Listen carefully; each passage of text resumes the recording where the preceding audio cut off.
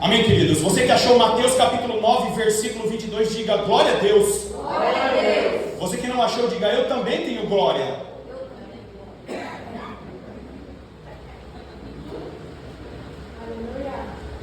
O texto sagrado diz assim: e Jesus, voltando-se e vendo-a, disse: tem bom ânimo, filha, a tua fé te salvou. E desde aquele instante a mulher ficou sã. Amém, queridos? Amém. Repita essa frase comigo: nós não morreremos. Nós não morreremos. Dá para fazer melhor: nós não morreremos. Nós não morreremos No vale vale dos rejeitados. Amém? Amém, queridos? Amém. Se assente glorificando e exaltando o Deus da tua salvação. Amados irmãos, a palavra do Senhor vai nos mostrar que Deus é o Deus dos rejeitados. E se você perder o início da mensagem, certamente você vai perder aquilo que Deus tem para a sua vida. Se eu fosse você, eu aceitaria o conselho do bispo Marcos, não levantaria para nada, não falaria com ninguém, porque essa mensagem aqui é para aquele que um dia foi rejeitado, é para aquele que está sendo rejeitado hoje, e é para aquele que precisa se preparar para algum tipo de rejeição. A história dos judeus vai nos contar que em um determinado momento uma menina de 12 anos, ela acorda de manhã assustada. Por quê? Porque ela olha para a região entre as pernas e ela tem o seu primeiro ciclo menstrual. Quem tem filha sabe muito bem como que funciona essa situação. E a menina de 12 anos, ela começa a gritar: mamãe, mamãe, mamãe, aconteceu algo aqui. E a mamãe, na cultura judaica, ela já vinha com um tecidinho na mão, dando risada e dizendo: filha, é assim que acontece. Ela dá as orientações que a mamãe dá para as filhas judias. E aquela menina é conduzida, consolada e confortada e ensinada a respeito daquilo. O pai imediatamente fica sabendo e ele fica numa alegria tremenda, porque para o pai judeu, saber que a menina está no seu primeiro ciclo menstrual é algo maravilhoso, porque a minha menina está se tornando uma mulher. E ali, queridos, segundo a tradição judaica, quando a menina fazia 12 anos, o pai presenciava ali toda aquela situação da mãe consolando e da mãe confortando, e aí eles caminhavam pelas ruas do vilarejo, o pai gritando assim: imunda, imunda, a mãe com um tecidinho na mão, com um tecidinho branco na mão, e a menina toda envergonhada caminhando aos lados do pai. Ainda que nós no ocidente julguemos essa situação esquisita, imunda, imunda, só que para o pai gritar imunda, imunda, e para toda aquela cultura, aquele ato era um ato de orgulho. Imunda, imunda, fazendo referência à lei levítica, porque quando a menina começava ali o seu período do primeiro ciclo menstrual, ela já era considerada o quê? Uma mulher que estava transitando para a fase, uma menina que estava transitando para uma fase de mulher. Queridos, segundo essa mesma lei, essa menina, ela era conduzida para um lugar que era chamado de casarão das meninas. Agora, repita comigo: Jerusalém. Jerusalém. Jerusalém. Jerusalém. Repita comigo: Vale dos esquecidos. Vale dos desprezados. E repita comigo: casarão. Essas três regiões eram importantes naquela época, em torno de Israel. Tinha a cidade de Jerusalém, que todos nós conhecemos. Fora da cidade tinha um lugar chamado de Vale dos Rejeitados, e ao lado do Vale dos Rejeitados tinha um casarão, onde todas as meninas que estavam em seu ciclo menstrual ficavam ali por 5 dias. E aqui vai a primeira parte da mensagem. Nós precisamos entender que em um determinado momento da nossa história, parece que nós estamos sendo colocados de lado, parece que as pessoas que estão ao nosso lado não nos entendem, e Jesus me traz aqui para dizer para você: calma aí, porque quando eu te coloco em particular, quando eu coloco você escanteado e parece que as pessoas não te entendem, é porque eu tenho um particular para tratar com você. Sabe quando você conversa com alguém, parece que aquela pessoa não te entende, e é Jesus dizendo: é um particular que eu tenho com você, filho meu, filha minha. Por quê? Porque é no particular que você recebe as principais direções para a sua vida. A menina é levada para esse casarão fora das portas da cidade de Jerusalém. E ali ela é entregue a uma espécie de ama, uma espécie de mulher que cuidava das meninas. E a promessa era daquele casarão: olha, menina, fica tranquila, você vai ficar aqui conosco e os pais saíam, e a promessa era de voltar 5 dias depois. Para quê? Para buscar a menina no final desse ciclo menstrual. Só que começou a acontecer algo muito estranho, porque passaram-se os 5 dias, e a mãe foi buscar a menina, e aquela ama que cuidava, aquela mulher que cuidava daquele casarão, ela deu uma notícia para a mãe dizendo: olha, o ciclo menstrual dela não acabou, volta daqui 2 dias. A mãe voltou, passados-se os 7 dias, e a notícia era essa: olha, não passou ainda, mas fica tranquila. Por quê? Porque acontece às vezes com algumas pessoas. Às vezes não parece, queridos irmãos, que tem problemas que parece que não acaba. E é Jesus dizendo para alguém: fica firme, porque quando o problema se prolonga é porque a minha glória vai ser maior. Quando a situação se prolonga é porque a minha glória será revelada de uma maneira maior. A irmãzinha que eu conheço, ela resolveu o problema dela nesse tempo, mas parece que o meu problema está demorando mais. E aí é Jesus dizendo: se o problema prolongou é porque a minha glória será revelada de uma maneira muito mais substanciosa. Queridos irmãos, o ciclo menstrual daquela menina já não era mais um ciclo, tinha se tornado um fluxo de sangue. Repete comigo: fluxo de sangue. Passaram-se 30 dias, passaram-se 6 meses, passaram-se 360 dias, segundo o calendário judeu, 1 ano, e aquela menina continuava sangrando. A família já estava envergonhada, porque segundo a tradição daquela região, que era muito religiosa, a menina, quando ela não parava de ter o seu ciclo menstrual e entrava no ciclo chamado de fluxo de sangue, ela era considerada uma menina amaldiçoada que estava sendo castigada por Deus. A família normalmente pegava todos os seus bens, vendia todos os seus bens, dava a herança para a menina, deixava a menina naquele casarão, e eles faziam o quê? Mudavam para a cidade, porque já estavam sendo falados no bairro. E quantas vezes nós não estamos no bairro, nós não estamos no trabalho, não estamos na igreja, e as pessoas começam a falar de nós. E aí é Jesus dizendo: fica posicionado, fica quietinho, porque eu sou Deus para justificar aquele que é alvo de fofoca, aquele que é alvo de falácia. Por quê, irmãos? Porque às vezes nós vemos alguém passando por alguma situação e nós já começamos a falar daquela pessoa, e aí Jesus dizendo para alguém: para de falar do irmão, porque você não sabe o que ele está passando. Queridos, a menina, ela fica sozinha naquele casarão das meninas, ao lado do vale, chamado de Vale dos Rejeitados, e ela fica naquele casarão com um monte de meninas que estavam passando por aquele mesmo problema. Em um determinado momento ela se sente só. Aquele fluxo que deveria ser de 5 dias se torna agora 12 anos. A menina se coloca na porta daquele casarão e ela olha para a porta da região ao lado do casarão, chamado de Vale dos Rejeitados, e ela começa o quê? Ouvir um burburinho, e começa um monte de gente fazendo uma bagunça, e surgiu um boato. Por quê? Porque dentro daquele pequeno bairro chamado de Vale dos Rejeitados, tinha um grupo de pessoas que passavam por condições difíceis. Tinha leprosos. O leprosário ficava dentro do Vale dos Rejeitados. Pessoas que nasciam sem orelha, pessoas que nasciam com os pés para trás. A menina olhava para o Vale dos Rejeitados e ela ficava o quê? Atemorizada com tudo aquilo. Por quê? Porque tinha alegria e festa no Vale dos Rejeitados. É Jesus dizendo para alguém: está sendo rejeitado, mas a alegria se aproxima da tua casa, a alegria se aproxima da tua vida.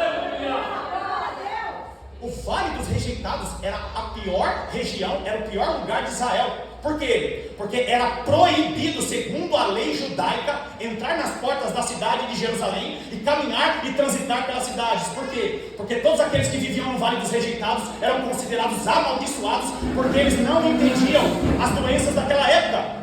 Amados irmãos, a menina há 12 anos tendo fluxo de sangue, ela ouve o burburinho no Vale dos Rejeitados. Gente, tem um aí caminhando pela cidade curando cego, tem um aí caminhando pela cidade tocando em leproso. E de repente ela pensa assim: eu poderia ir para a cidade, só que tem um grande problema. Para caminhar e transitar na cidade, sendo leproso, tendo fluxo de sangue, ou estando no Vale dos Rejeitados, você tinha que ter o quê? Você tinha que ter um aval do governo. É por isso que vocês conhecem a história de Bartimeu. Bartimeu, ele caminhava e transitava por Jerusalém, ele era cego, pedinte, mendigo, e ele tinha o quê? Uma insígnia do governo, autorizando ele para quê? Para mendigar naquela região. Quando Bartimeu, caminhando, transitando por Jerusalém, ele joga a capa, ele estava dizendo o seguinte: não quero mais depender do governo, agora eu vou depender daquele que vai abrir os meus olhos. É Jesus dizendo para alguém: está confiando mais no auxílio do governo do que na minha palavra, está confiando mais no auxílio do governo do que das coisas que eu faço na sua vida. É É Jesus dizendo: confia menos nas coisas do homem e confia nas minhas coisas. Por quê, irmãos? Porque se Jesus precisar, ele corta o auxílio do governo só para você ver a mão poderosa dele. Por quê, queridos?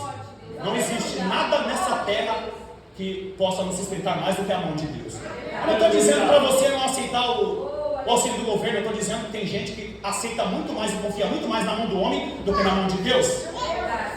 A menina com fluxo de sangue, há 12 anos, ela fica com um dilema em sua cabeça. E agora?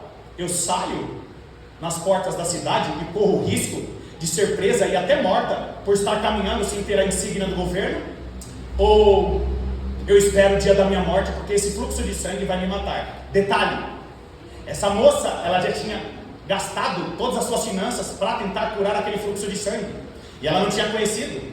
E aí quando Jesus fala para alguém aqui: ainda que os recursos financeiros estejam escassos, fique atento, fique atenta. A minha mão se manifesta no momento da escassez. Eu estou falando com alguém aqui que está vivendo um período de escassez. Eu estou sozinha, irmão Paulo, eu não tenho ninguém para caminhar comigo. Escassez sentimental. Jesus me traz aqui para te dizer: eu sou o Deus que vou agir na escassez sentimental. Eu sou o teu noivo, eu sou o teu esposo. E na hora certa eu vou levantar alguém para caminhar do teu lado. Irmão Paulo, eu vivo na escassez financeira. E é Jesus dizendo: talvez aperte, mas não vou deixar faltar. Talvez você sinta dificuldade financeira, mas eu sou o teu Jeová Jireh, que estou suprindo as tuas necessidades.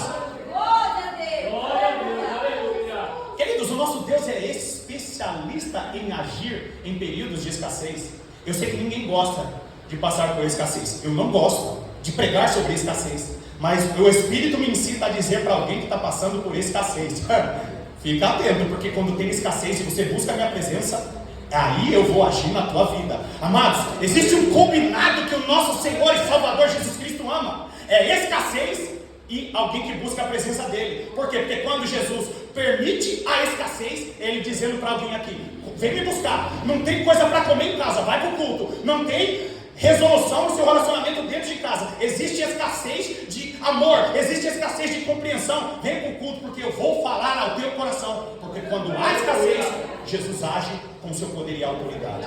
Agora, a mulher com fluxo de sangue, abandonada pelos pais, rejeitada pela sociedade, nem o governo aceitava a mulher. O que ela tinha que fazer? Tomar uma decisão: vou até a cidade, vou até as regiões do Mar da Galileia, ou eu fico aqui? Eu tenho a chance de viver talvez mais 50 anos, mais 40 anos, se eu for até lá. Porque esse tal homem, esse tal rabino que sai curando todo mundo aí, que todo mundo está dizendo, ele está curando gente do Vale dos Rejeitados. Será que ele não pode me curar?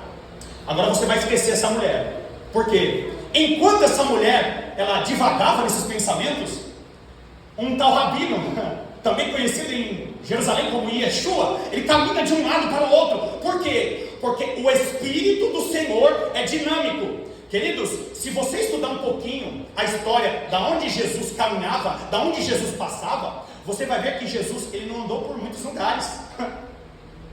Só que Jesus era dinâmico.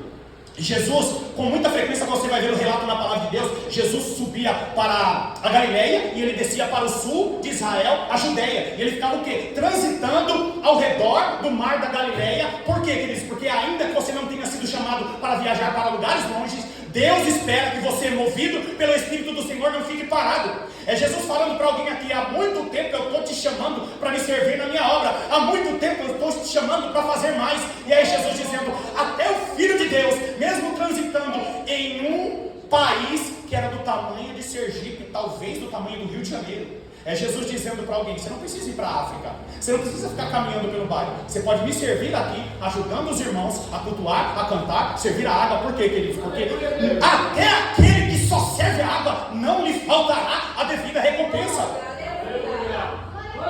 Queridos, olha a dinâmica deste rabino Yeshua HaMashiach. Ele começa o quê? Ele está sentado ensinando os discípulos e de repente ele se levanta e diz assim: é necessário subir em alto mar. Vamos. passemos para a outra margem. E aí os discípulos vão para a outra margem, eles estão dentro do barco, e aí começa o quê? Uma grande tempestade. E às vezes você está dentro de uma grande tempestade, você não entendeu porque mas Jesus mandou eu fazer, Jesus mandou eu ir, mas a tempestade veio, e é Jesus dizendo, eu te aviso que você deve ir, mas não vou avisar a tempestade, porque senão você desiste. Tempestades na vida que vão nos alavancar para o propósito de Deus. Será que tem alguém aqui nessa noite que já passou por tempestade, ou passa por tempestades? Olha lá, eu estou cuidando do meu filho. Eu não sabia que cuidar do filho era tão difícil. E é Jesus dizendo, é a tempestade que eu coloquei na sua vida para aumentar o meu amor dentro do seu coração. Jesus entra, e aqui eles estão dentro de um barco, no meio de uma tempestade, eles ficam assustados e Jesus se revela aos discípulos no meio da tempestade. Eles chegam à outra margem do rio, em um lugar chamado Gadara, em algumas versões Gesara. Ele está ali curando um homem com problemas espirituais, um homem endemoniado. Outras versões vão dizer que são 2 homens. Ali acontece uma cura espiritual. Por quê, queridos? A igreja precisa despertar para essa realidade. Qual que é a realidade? A realidade que nós passamos por batalhas espirituais e tem muita gente levando para o pessoal. Não quero falar mais com a irmã Vanessa. Por quê? Porque aconteceu alguma coisa aqui, ela não foi... não quero mais falar com a irmã Monica. Não quero mais falar com a irmã Débora, viu? Ela é quietinha demais. Sabe quando coisas espirituais acontecem? E às vezes é Deus te trabalhando no seu coração, mas às vezes é Satanás. Gente que tem conflito dentro de casa. Gente que não entende porque vem num culto abençoado e chega lá, parece que o esposo, parece que a família está pior, foi pro culto de novo, está virando fanático. E é Jesus dizendo, suporta a batalha espiritual com o joelho no chão, porque eu sou o Deus que te fortaleça. Mas busca a minha presença, por quê? Porque assim como aquele jovem em Gadara foi curado, liberto, o seu familiar que ainda não se converteu a Cristo também será. Jesus desce do mar, Jesus desce do barco com os discípulos. Os discípulos atordoados, quem é esse que até o vento e o mar lhe obedece? Oh meu Deus, sabe quando você fica atordoado? E você pensa que Jesus não está agindo, você pensa que Jesus não está no controle do culto, você pensa que Jesus não está falando, você pensa que Jesus não está usando as oportunidades, e é Jesus dizendo para alguém, não se espante com o que eu faço, porque eu uso por quem eu quiser, da hora que eu quiser, da maneira que eu quiser, como eu quiser, porque eu sou Deus. Aliás, irmão Marcos, continua afiando a espada que você vai ver a metralhadora que Jesus vai tornar você, viu? Essa gaguejadinha aqui é para você lembrar que o Espírito Santo habita dentro do seu coração e grandes coisas Ele vai fazer através da sua vida. Eu vejo muito Deus. Nós conversamos muito pouco, mas as poucas vezes que nós conversamos, eu senti o Espírito do Senhor sobre a sua vida. Não se importe com os seus próprios pensamentos, que às vezes são negativos ao seu respeito, porque Deus é na tua vida. Eu creio, Deus. Jesus desce do barco com os discípulos, e de repente, assim quando ele desce do barco com os discípulos, um homem principal da sinagoga, príncipe dos religiosos judeus, se prostra aos pés de Jesus. Repete comigo, Jairo. Jairo. Não, Jairo. Jairo. Queridos, Jairo, ele chega perto de Jesus. Repita comigo, Jairo se aproximou. Jairo se aproximou. Jairo se prostrou. Jairo se prostrou. Jairo suplicou. Jairo suplicou. E Jairo chamou Jesus. Jairo chamou Jesus. Olha o tanto de coisa que Jairo fez. Jairo se aproximou. Jairo se prostrou. Jairo suplicou. E Jairo chamou Jesus. Vem até a minha casa, Jesus. Amados, aquele evento se torna o evento daquele momento da cidade. Por quê? Porque as multidões ficavam ao redor do mar da Galileia, esperando esse tal Yeshua HaMashiach aparecer aqui. Queridos, será que a igreja hoje ela tem consciência? Será que você sentou nessa cadeira aí, esperando só sua oportunidade para cantar, para pregar? Você veio aqui só por causa do Bispo Marcos? Será que você veio aqui só para ver o meu baterista? Eu venho aqui só para ver o meu baterista. Será que você veio aqui só para ver alguma coisa de homens? E você não está na expectativa do que aquele povo de Israel estava na expectativa? Queridos, é bem verdade que a motivação de muitos ali era só porque queriam ver multiplicação de pães e peixes. Tinha gente que queria só o bolo da festa. E aí Jesus, eles estavam na expectativa ao redor do lago, que era um chamado de Mar da Galileia, mas era um lago. E eles ficavam na expectativa. Jairo se prostra. Jairo, ele chega a Jesus, ele se prostra, ele suplica e chama Jesus para ir para casa. Irmãos, Jairo fez muita coisa que a maior parte dos crentes fazem, sim ou não? Sim ou não? Sim. Eu vou perguntar de novo para isso não ficar fora da sua mente. Quem se achegou a Jesus? Jairo. Quem se achegou a Jesus? Jairo. Quem se prostrou? Jairo. Quem suplicou? Jairo. E quem chamou Jesus para casa? Jairo. Jairo. E aí Jesus se levanta e fala assim: vamos lá, queridos, o texto bíblico vai dizer que Jairo, ele vai caminhando na frente e Jesus vai seguindo Jairo. Agora, quem estava conduzindo o caminho? Quem estava conduzindo o caminho até a casa de Jairo? O próprio Jairo. Porque tem, às vezes, Jesus vai te conduzir para alguns caminhos, mas às vezes, Jesus vai fazer você conduzir ele para algum caminho. É gente dizendo assim: ah, Jesus, eu quero pisar em terras aonde o Senhor pisou. E Jesus está dizendo para alguém aqui: eu estou mais interessado em você pisar em terras onde eu jamais pisei. É Jesus dizendo para alguém aqui: eu quero que você pise na pessoa que mora lá ao seu lado, aquela pessoa que está enferma. Eu quero que você convide aquele seu amigo, colega de trabalho para vir para o culto ao Senhor nessa casa. É Jesus dizendo para alguém: se importe muito mais em vir buscar a minha presença e me levar para um lugar onde eu nunca pisei. Será que tem alguém aqui passando por problemas em sua casa, em sua família? Você já começou a orar no travesseiro do teu filho? Ou você acha que o seu filho está vivo ainda porque ele é o rei da madrugada, ele é o herói da madrugada? Você acha que o teu esposo ainda não se descambou no vício porque ele é o super-herói dos órgãos internos do rim fortalecido? Não, é oração. Mas Jesus está dando estratégias para alguém aqui. Começa a ungir o boné, começa a ungir o travesseiro, não afronta ele, começa a ungir a batalha espiritual, começa a ungir a roupa que veste, começa a profetizar. Esse é profeta, esse é cantor, esse vai louvar, esse vai profetizar, esse vai andar com o livro da capa preta debaixo do braço. Queridos, foi todo um cenário. Jairo fez muita coisa para conduzir Jesus para a casa dele, sim ou não? Sim. Só que de repente chega uma mulher. E o pessoal lá na comunidade terapêutica diz da seguinte maneira: me perdoe a palavra. Chegou uma mulher atravessando o rolê. Uma mulher chega, e ela chega o quê? Lá pertinho do vale dos rejeitados. A mulher que há 12 anos estava sofrendo com fluxo de sangue. Ela decide: eu vou até aquela região. Se eu apenas tocar a orla de sua veste, ficarei curada. O termo ali, orla, é tzitzit, que significa aquela cordinha que fica atrás da roupa do sacerdote judeu. Ela não tocou exatamente nos panos da roupa de Jesus, ela tocou numa cordinha que os judeus chamam de tzitzit. Ela dizia assim: se eu tocar naquela cordinha, ficarei curado. Aleluia. Ela toca na cordinha, só que tem um grande problema. A maior parte das pessoas dizem que ela, assim que ela tocou na corda e ela ficou curada, ela não ficou curada. Isso está na Bíblia. Quando você lê os 3 evangelhos, e eu li Mateus capítulo 9 de maneira proposital, a Bíblia vai dizer que quando ela toca no tzitzit, ela toca e a hemorragia estanca, ela não fica curada. Por quê? Porque não é só chegar no culto, tocar na orla da veste de Jesus e receber a bênção completa. Às vezes, escute isso aqui que eu estou dizendo. A mulher, ela toca na orla da veste de Jesus, atravessou o que estava acontecendo na vida de Jairo, dizendo o seguinte: se eu apenas tocar na orla da veste, ficarei curada. E Jesus me traz aqui para dizer para alguém: não, eu vou deixar você tocar na orla da minha veste para o sangramento estancar, mas cura vai ter que ficar frente a frente comigo. É quando você chega no culto, o bispo ora por você, os pastores ministram sobre a sua vida, mas recebeu a bênção, não vem mais para a igreja. Recebeu o toque de Jesus, Jesus fala com você no culto, Jesus te dá a direção do culto, e você já acha que tem a bênção para o resto da sua vida. E é Jesus dizendo: sabe por que melhorou um pouquinho? Sabe por que o marido está mais tranquilo? Sabe por que você está cantando melhor? Porque você tocou na hora da minha veste, mas eu tenho uma cura total e completa para você. Aleluia. Glória a Deus, aleluia. O texto vai dizer que quando ela toca na hora da veste, Jesus para. Por quê? Porque tem gente no culto que fica abarrotando Jesus no meio da multidão. Multidão nós temos em todas as igrejas. Multidão nós temos em todos os lugares. Irmão Paulo, o que é multidão? Multidão quer benefício. Multidão quer multiplicação de pães e peixes. Agora, quem quer salvação, quem quer cura, quem quer vida transformada, toca no corpo, toca na vida de Jesus dentro de um culto como esse. Presta atenção.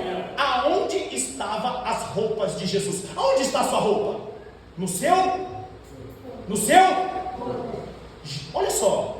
A mulher do fluxo de sangue toca em um tecido que estava no corpo de Jesus. É Jesus dizendo para alguém: não é só tocar na orla da minha veste. Começa a fazer parte do corpo de Cristo. Começa a frequentar mais a igreja. Começa a pensar no batismo. Começa a pensar em ter mais compromisso comigo. Por quê? Porque quem quer só tocar na orla da veste, recebe. Porque Deus é bondoso e misericordioso. Não faz acepção de pessoas. Mas a cura total e completa só recebe aquele que faz parte do corpo e toca em todo o corpo de Jesus.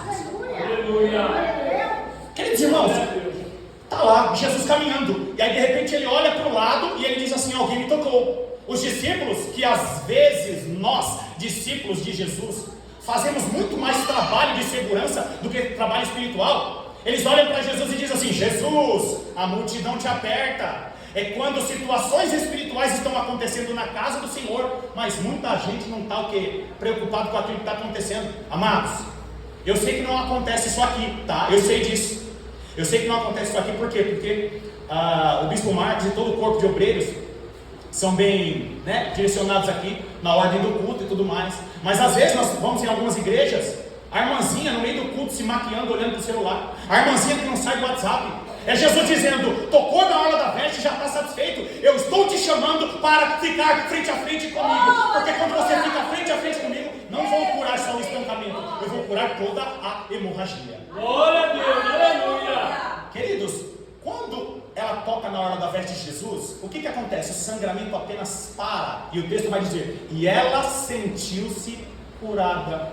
Tem muita gente vivendo por sentimento. Tem muita gente querendo psicólogo no culto. Por quê? Porque a gente precisa ser tocado em nossa alma. Gente que em vez de buscar a palavra de Deus, quer psicólogo no culto. Não precisa. Nós estamos num tempo em que a psicologia ela é importante, substituindo a palavra de Deus.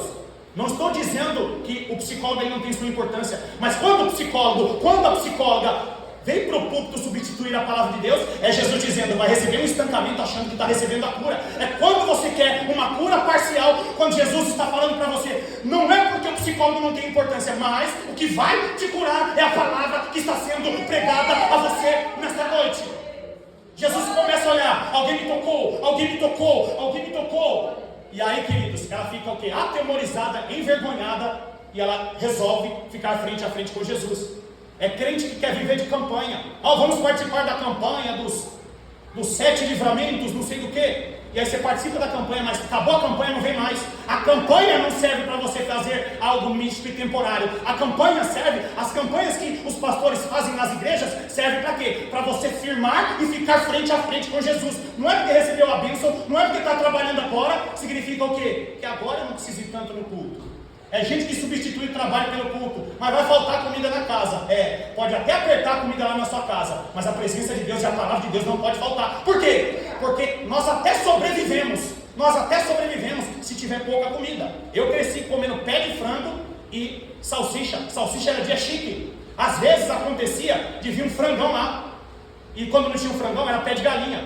E às vezes nós gostávamos daquele gordinho do pé da galinha. Sabe o gordinho que é um gordinho do pé da galinha? Aí você ia comer aquele gordinho que é a parte mais carnuda do pé da galinha.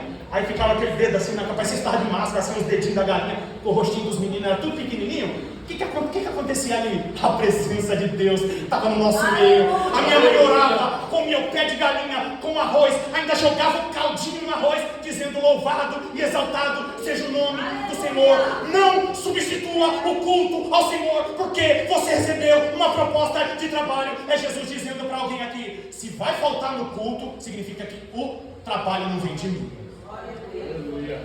Ela fica frente a frente com Jesus. A palavra do Senhor vai nos dizer, queridos, que quando ela fica frente a frente com Jesus, ela decide lhe contar toda a verdade. Amados, eu quero falar com os varões aqui. Os varões, presta atenção aqui, os varões. Quando uma mulher vira para você, quando uma mulher fica de frente para você e ela decide contar toda a verdade, vem resenha aí, sim ou não? Vem conversa, sim ou não? Agora, pastor Márcio, vou te falar toda a verdade. Agora, irmão Márcio, vou te falar toda a verdade. Varão, quando uma mulher vira para você e fala assim: precisamos conversar. Irmãos, a conversa é rápida, sim ou não? Não. A conversa é rápida, sim ou não? Não. Agora tenta imaginar a mulher com toda essa história que eu contei para você no início da mensagem. Quem lembra do início da mensagem? Amém. Ela morava ao lado do Vale dos Rejeitados. Ela havia rejeitado não estava dentro do vale dos rejeitados, mas vivia como rejeitada. Já pensou ela contando toda a verdade para Jesus? Ela dizia assim: Senhor, eu era uma jovem, era para ficar só 5 dias, e depois fiquei mais 2 dias, e depois fiquei 1 ano. Senhor, recebi minha herança, meus pais estavam envergonhados, mudaram de cidade. Senhor, gastei toda a minha herança tentando me curar, não consegui curar, Senhor. Tentei chegar aqui e consegui chegar aqui.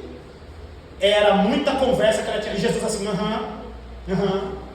claro, filha, Porque, irmãos, porque às vezes tem problemas que não se resolvem na sua vida. Sabe por quê? Porque você está deixando de contar toda a verdade para Jesus. É Jesus chamando alguém aqui: para de orar só 5 minutinhos no seu café da manhã. Comece a estabelecer um período de oração, porque Deus está para manifestar a glória na vida de alguém que está me ouvindo aqui. Só que Ele está esperando você sentar com Ele e contar toda a verdade. Aleluia. Eu sei que a igreja aqui faz isso, e eu só quero reforçar. Será que você é alguém que não tem vida de oração diária? E Jesus está dizendo: para um pouquinho de assistir o Netflix lá, para um pouquinho de assistir a série que você gosta, dá uma diminuidinha no futebol e comece a estabelecer um período de oração. Por quê, queridos? Porque tem situações que não se resolvem na nossa vida. Sabe por quê? Porque tem gente que acha que ter vida de oração é só agradecer o café da manhã. E tem gente que até fala assim: não, irmão Paulo, eu fico em espírito. É mesmo? Vou te dar só um exemplo como faz toda a diferença. Estou passando perto de você e eu aceno bem longe assim, ó: a paz do Senhor, irmão, Deus te abençoe. Temos que marcar aquela conversa. Já viu gente assim? Você passa pela pessoa assim, ó, e ela vai te cumprimentando e vai indo embora. Você está bem? Olha, e vai embora. Conversou com você sim ou não? Conversou, mas foi rapidinho. Agora, se uma pessoa para conversar com você e fala assim: vamos sentar, vamos conversar. Aleluia. É Jesus dizendo para alguém aqui: não ora só 5 minutinhos, 10 minutinhos agradecendo o café, não. Começa a buscar minha presença com intensidade. Por quê? É Jesus chamando alguém para o compromisso. Você tocou na orla da minha veste, mas eu estou pedindo para você ficar frente a frente comigo diariamente. Fique frente a frente comigo diariamente, porque grandes coisas eu estou para fazer na vida daquele que tem relacionamento comigo. Glória a Deus. Aleluia. O versículo bíblico vai dizer que ela toca na orla da veste, fica frente a frente com Jesus. E olha só, quem está com a Bíblia aberta aí ainda? Aleluia. Capítulo 9, Mateus capítulo 9, versículo 22. Diz assim o texto: e Jesus, voltando-se e vendo-a, disse: tem bom ânimo, filha, a tua fé te salvou. Olha só, algumas versões vão dizer: e desde aquele instante a mulher ficou sã. Algumas outras versões: e desde aquele instante a mulher ficou curada. Peraí, não é só tocar na orla da veste? Não, a orla da veste tem uma pequena melhora. A orla da veste é para o cessar de um estancamento. Aliás, é para um estancamento de um sangramento. É Jesus dizendo para alguém: não é porque melhorou, significa que está resolvido. Não é porque está um pouquinho melhor, não é porque você canta um pouquinho melhor, não é porque você faz um pouquinho melhor, significa que você está vivendo a minha plenitude. É Jesus dizendo para alguém: vai mais, toca mais, ora mais, relaciona mais, vem mais no culto, porque quando você faz mais para ficar frente a frente comigo, eu vou dar a sua bênção de maneira completa. Tocou na hora da veste, mas só quando ela fica frente a frente com Jesus, aí sim fica curada do seu mal. Uma mulher que vivia ao lado do vale dos rejeitados, ela fica ali curada do seu mal. Amados, só que está faltando um detalhe aqui. Onde está Jairo? Onde está Jairo? Jairo está ali, ó, paradinho do lado. Sabe qual que era a súplica de Jairo? A súplica de Jairo era porque a filha dele estava com uma doença. O texto diz doença mortal. Jairo está paradinho vendo tudo aquilo ali. E aí, queridos, aquela multidão só estava parada ali e Jesus só tinha parado naquele lugar. Sabe por quê? Porque um homem fez o quê? Um homem chegou a Jesus. Quem já chegou a Jesus? Quem já chegou a Jesus? Jairo. Quem se prostrou? Jairo. Quem suplicou? Jairo. E quem foi que chamou Jesus para casa? Jairo. Quem preparou o ambiente? Jairo. E por que a mulher chegou e foi curada primeiro? É Jesus dizendo para alguém aqui: você, Jairo, que prepara o ambiente, você que jejuou durante a semana, você que orou, você que sofre enfermidades em seu corpo, para que a igreja receba a bênção, você que canta, você que ensaiou, você que prepara o ambiente, a mulher do fluxo de sangue pode até receber a bênção maior do que você, ou ela pode até receber a bênção primeiro do que você. Quando alguém é abençoado na sua frente, que chegou na sua frente, é Jesus dizendo: quando eu te faço esperar mais um pouquinho, é porque a bênção é maior. O filho da irmã já converteu, e o meu está aqui, ó, maior batalha com o marido, maior batalha com o filho. E Jesus dizendo: não, filho, não é milagre que eu tenho para você, é ressurreição. Não é milagre, é ressurreição. Não é cura, é ressurreição. É Jesus fazendo alguém esperar para falar para você: o milagre será maior na sua vida. Amados irmãos, Aleluia. já ele conduz a Jesus até a casa dele. A Bíblia diz que no meio do caminho, Jesus olha para os 12 discípulos e ele diz a seguinte frase. Não está escrito dessa maneira, eu estou parafraseando. Não vai todo mundo caminhar comigo. Depois você lê lá o texto em Marcos e Lucas. Marcos capítulo 5 e Lucas capítulo 8. Jesus não deixa eles caminharem com ele. Não, só vai comigo Pedro, Tiago e João. Por quê? Porque tem revelação que é só para Pedro, Tiago e João. Tem revelação que é só para Pedro, Tiago e João. Quem ora todos os dias, quem jejua, quem consagra. Às vezes você não está vendo nada agora. Por quê? Porque você não entendeu. Você é Pedro, Tiago e João. As bênçãos que você tem é espirituais. E todos aqueles que buscam a presença de Deus no particular, são mais próximos de Jesus, recebem um particular diferente. Aleluia. Eles chegam dentro da casa. O cenário era o quê? De velório. Por que o cenário era de velório? Porque a menina já estava morta. Os empregados de Jairo já diziam: não, deixa o mestre aí. Jesus não acudiu à palavra dele. Por quê, irmãos? Porque tem muita gente sendo guiada por má notícia. Está muito caro o café, está muito caro o ovo. E é Jesus dizendo: você vai pagar até mais caro, mas eu não vou deixar faltar o teu café. Você vai pagar até mais caro, mas eu não vou deixar faltar o teu ovo. Por quê? Porque o Deus que age no meio da crise é o Deus que fala contigo nesta noite. Aleluia. Quando eles chegam lá, na casa de Jairo, presta atenção nisso, tinham pessoas tocando flautas, tinham pessoas chorando e pranteando. E ainda que você pense que as palavras ou os termos são termos repetitivos ou redundantes, você sabia que existiam pessoas tocando flautas e existiam pessoas chorando porque eles eram contratados? Na cultura judaica era muito comum uma família pequena contratar pessoas para prantear os seus velórios. Sabe por que acontecia isso? Porque era uma vergonha. Um familiar ter morrido não ter gente nem para chorar, nem para prantear. Ficava claro ali que aquela pessoa não era muito conhecida, não era muito querida. Tinha no meio daqueles que estavam pranteando a morte da filha de Jairo, pessoas que eram contratadas. Tanto é que quando Jesus fala assim: não morreu não, vai viver, aqueles que eram contratados começaram a rir. Sabe por quê? Porque tem gente que vem para a casa do Senhor como se ele fosse contratado. Vou só cumprir o meu... Vou só cumprir aqui, vou cumprir aqui. Está escalado hoje. Tem gente que só quer cumprir a escala. Tem gente que só quer fazer o trabalho. Não, pode deixar.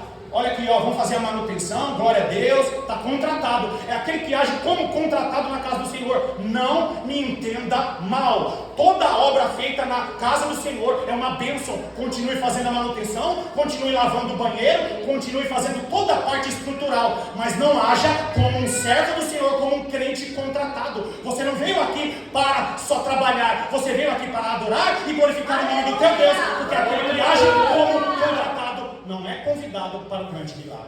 Sai todo mundo, quem é contratado só entra no quarto para ver a ressurreição. Pedro, Tiago, João, Jairo e sua esposa. Você conhece muito bem a história. Eu finalizo a mensagem com isso. Ele diz assim: Talita cumi, que quer dizer: menina, te ordeno, levanta-te. Tem muito crente que ao longo da história colocou o nome da filha de Talita pensando que isso aqui é um nome. Na verdade é um termo em aramaico.